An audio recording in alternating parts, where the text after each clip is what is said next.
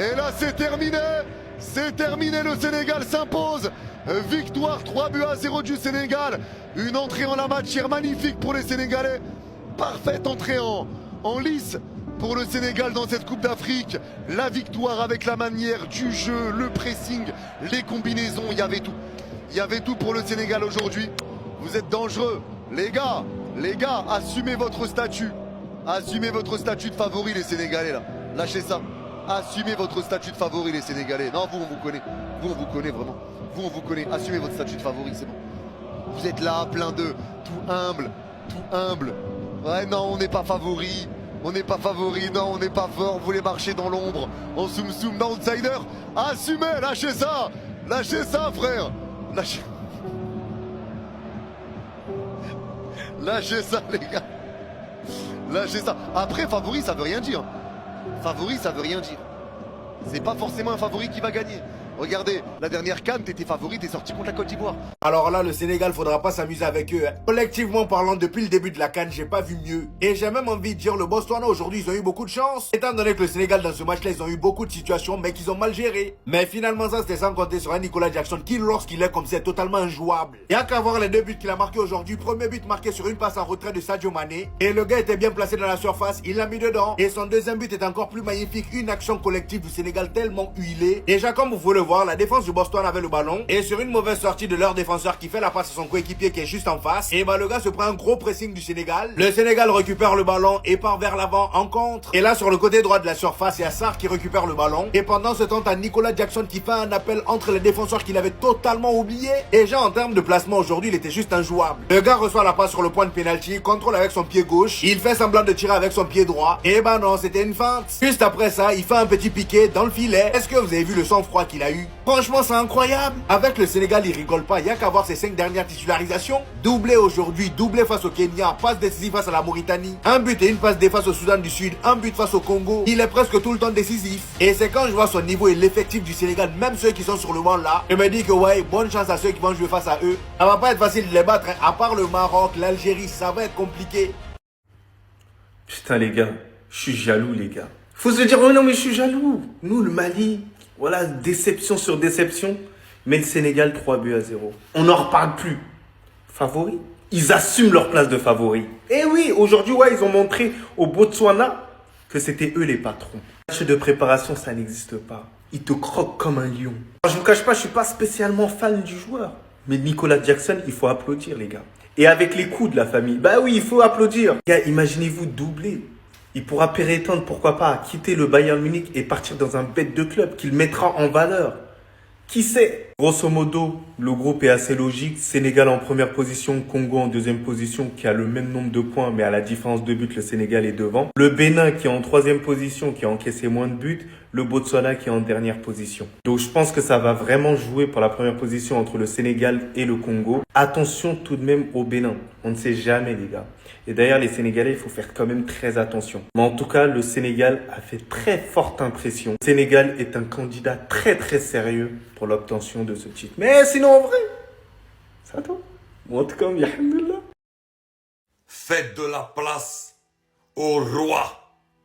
Laissez passer le roi. Et surtout, ne manquez pas de respect au roi.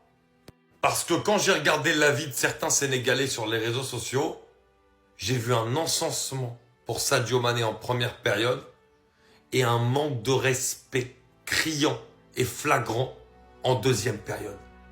Ok, il aurait dû donner la balle à Iliman Ndiaye, c'est une vérité sur son action qu'il a eue à un moment donné en deuxième période.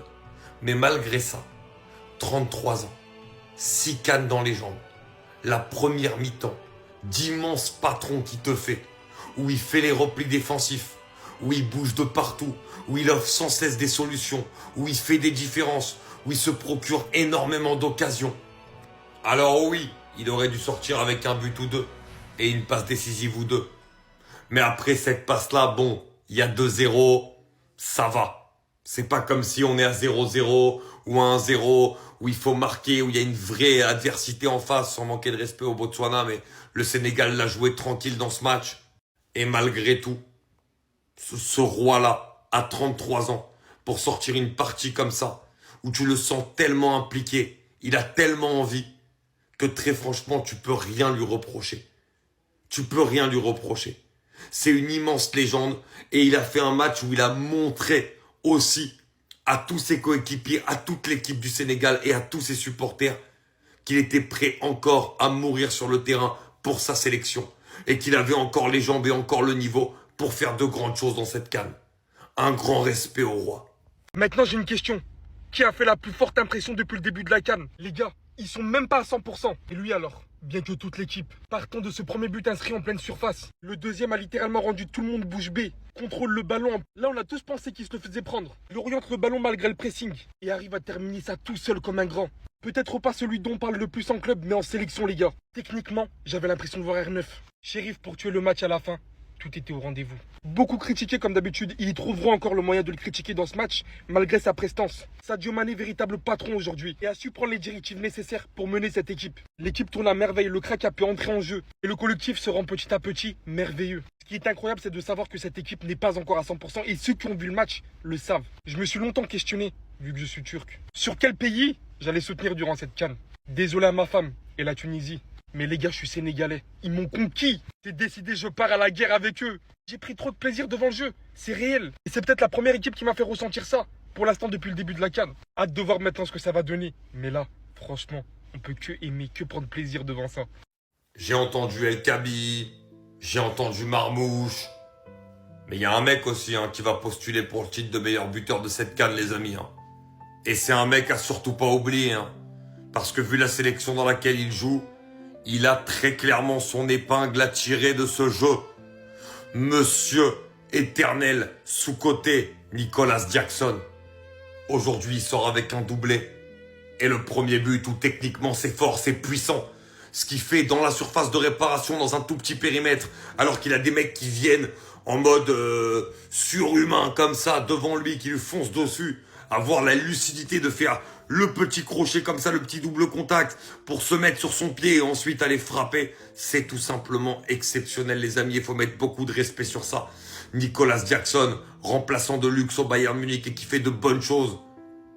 Qui a été pourtant malmené à un moment donné à Chelsea. Alors que c'est un attaquant, oui, des fois il ratait pas mal, etc. Mais malgré tout, c'est un bon attaquant. C'est un attaquant qui a un bon ratio. C'est quelqu'un qui physiquement, il tient, il donne beaucoup sur le terrain.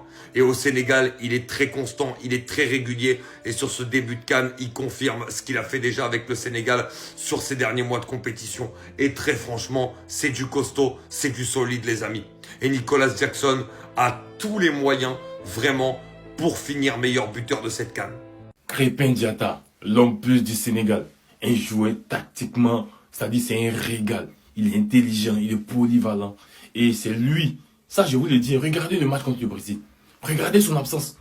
Vous avez constaté, non? Vous avez vu. Regardez la différence entre le match face à l'Angleterre et le match face au Brésil. Le match face à l'Angleterre, là, je le dis et je le répète, c'était le meilleur. C'est parce que les gens ne regardent pas les statistiques, c'est parce que les gens ne regardent pas forcément tout ce qui se passe sur le terrain, les déplacements, les replacements, tout ça. Parce que c'était le meilleur. Regardez face au Brésil son absence, c'est que ça provoque.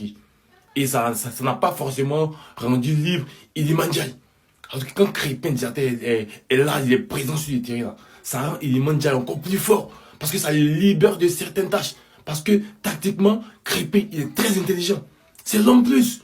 Et croyez-moi, c'est lui, c'est-à-dire, il fait partie de ceux-là même là, qui solidifient la défense. Oui. En plus, il est bon, quand il monte, il défend bien, il resserre aussi dans les milieux.